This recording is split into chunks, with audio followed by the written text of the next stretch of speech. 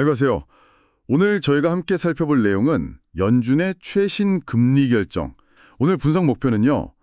연준이 왜 금리를 내렸는지, 시장은 또 어떻게 반응했고, 전문가들은 앞으로 뭘 예상하는지, 특히 이게 기술주나 은행주에는 어떤 의미가 있을지 핵심만 좀 빠르게 짚어보는 겁니다.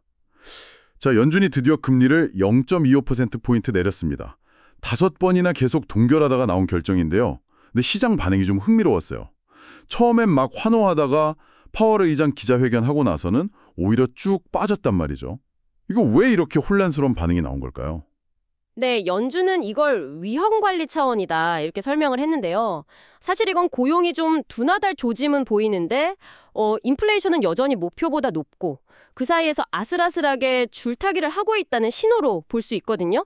앞으로 추가 인하 가능성도 살짝 내비쳤고요. 아, 그렇군요.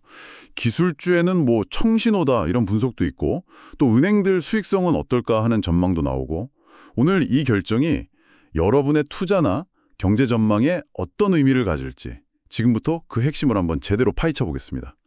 자, 그럼 구체적으로 한번 보죠.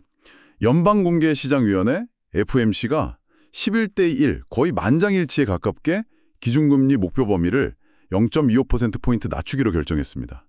이게 5번 연속 동결한 뒤에 나온 변화죠. 네, 맞습니다.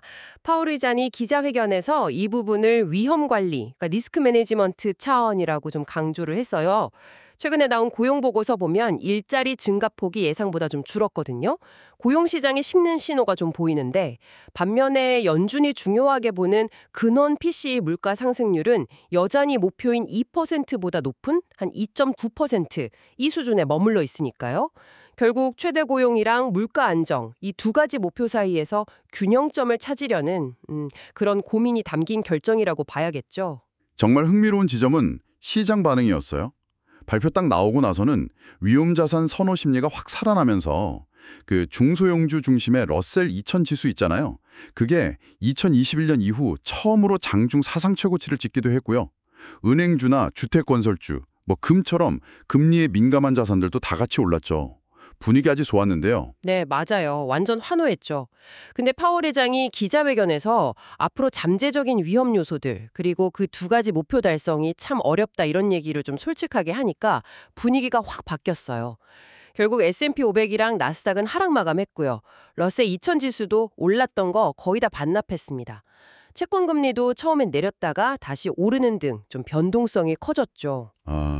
시장이 연준의 결정이나 발언들을 소화하면서 이게 좀 불확실성이 크구나 이렇게 느끼고 있다는 증거라고 봅니다. 네, 그 불확실성 때문에 전문가들 해석이 더 중요해지는데 그분들은 이 상황을 어떻게 보고 있나요?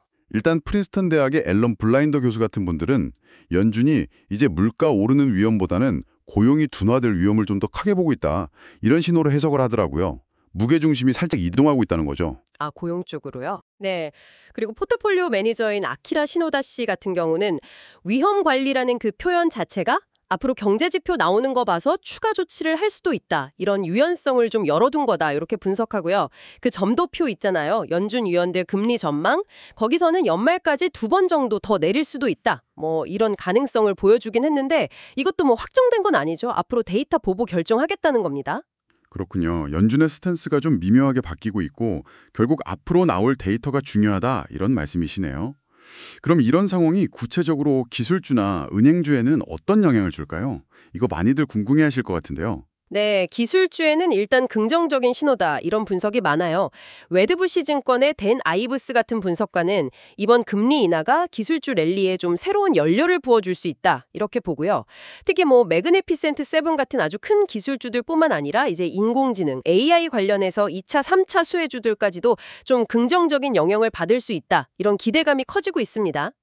AI 관련주까지요? 네, 은행주의 경우에는 키프 브로에덴드 우주의 크리스 맥그레티 분석가가 경제가 뭐 갑자기 확 나빠지지 않고 그냥 견조하게만 유지된다면 이번 금리 인하가 은행의 핵심 수익 지표인 순이자 이익, NII라고 하죠. 거기에 오히려 도움이 될 수 있다. 이렇게 전망합니다. 특히 자금 조달 비용 관리를 잘하는 대형 은행들한테 좀 더 유리할 수 있다. 이런 분석이고요. 자, 오늘 내용을 좀 정리해 보겠습니다. 연준은 고용시장이 좀 둔화될 조짐을 보이니까 선제적으로 대응하기 위해서 위험관리 차원에서 금리를 내렸어요.